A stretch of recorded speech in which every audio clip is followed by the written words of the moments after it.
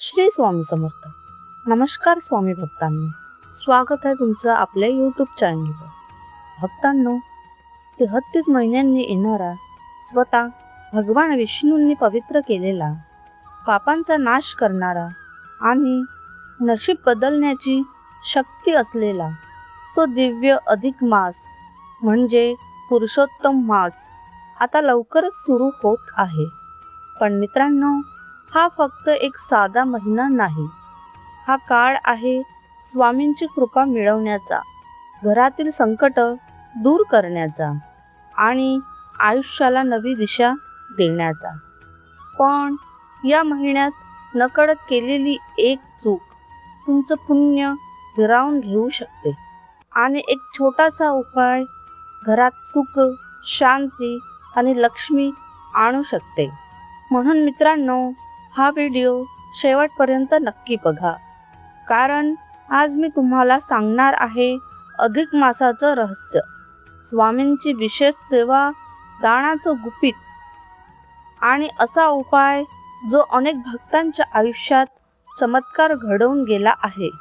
आणि हो भक्तांनो, जर तुम्ही स्वामींचे खरे भक्त असाल तर आत्ताच कमेंटमध्ये लिहा श्री स्वामी समर्थ. भक्तांनो, आपल्या हिंदू धर्मात प्रत्येक गोष्टीमागे विज्ञान आणि अध्यात्म दोन्ही दडलेलं आहे. खगोलशास्त्रानुसार सूर्यवर्ष आणि चंद्रवर्ष यांच्यातील फरक भरून काढण्यासाठी हा अतिरिक्त महिना येतो. पण अध्यात्मात यामागे एक खूप सुंदर कथा सांगितली जाते. असं म्हणतात की हा महिना कोणी स्वीकारत नव्हतं, कोणी त्याला महत्त्व देत नव्हतं. त्यामुळे हा महिना दुःखी होऊन भगवान विष्णूंकडे गेला. तेव्हा भगवान विष्णूंनी त्याला स्वतःचं नाव दिलं, पुरुषोत्तम मास, आणि सांगितलं, जो भक्त या महिन्यात भक्ती करेल त्याच्यावर माझी विशेष कृपा राहील. म्हणून मित्रांनो, हा महिना अत्यंत पवित्र मानला जातो आणि 2026 मध्ये हा अधिक मास 17 मे ते 15 जून दरम्यान येत आहे. ज्येष्ठ महिन्यात आल्यामुळे याला अधिक ज्येष्ठ मास असंही म्हटलं जाणार आहे. भक्तांनो, स्वामी समर्थ नेहमी म्हणतात, भिऊ नकोस, मी तुझ्या पाठीशी आहे. पण स्वामींची कृपा अनुभवायची असेल तर या अधिक मासात काही गोष्टी नक्की करा. दररोज सकाळी किंवा संध्याकाळी किमान 11 माळा श्री स्वामी समर्थ मंत्राचा जप करा. जर वेळ नसेल तर स्वामींचा मंत्र ऐका. घरात मंद आवाजात स्वामींची धून लावा, कारण जिथे स्वामींचं नामस्मरण होतं तिथे नकारात्मक शक्ती टिकत नाही. प्रत्येक गुरुवारी स्वामींच्या फोटोसमोर तुपाचा दिवा लावा आणि मनापासून एकच प्रार्थना करा, स्वामी माझ्या घरावर कृपा ठेवा. भक्तांनो, विश्वास ठेवा, मनापासून केलेली प्रार्थना कधी वाया जात नाही. तुमचा विश्वास असेल तर होय स्वामी असं कमेंटमध्ये नक्की लिहा.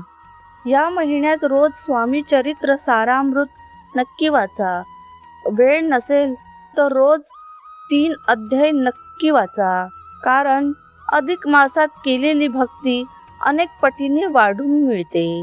भक्तांनो, महाराष्ट्रात अधिक मासाला धोंड्याचा महिना असंही म्हटलं जातं.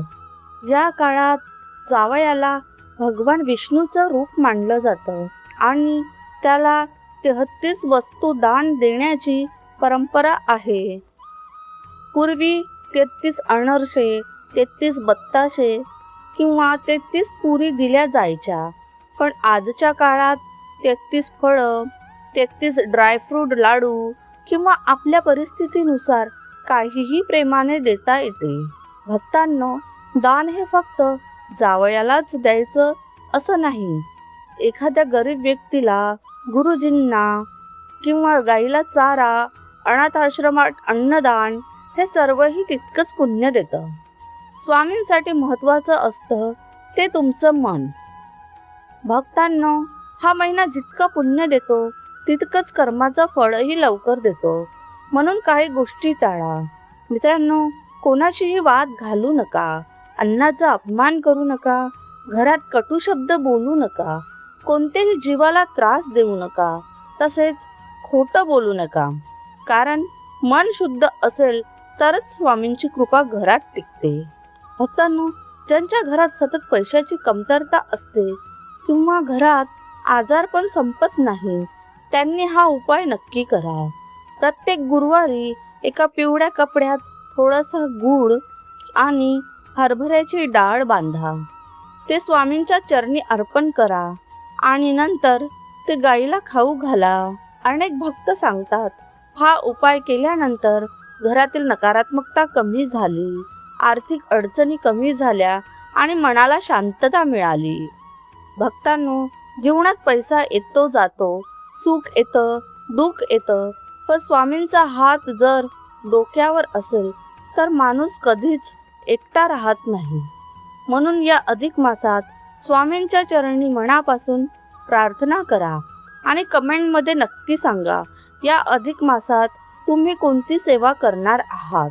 व्हिडिओ आवडला असेल तर व्हिडिओला लाईक करा, आपल्या स्वामी भक्तांपर्यंत शेअर करा आणि अशाच स्वामीमय माहितीसाठी आपल्या चॅनलला सबस्क्राईब करा.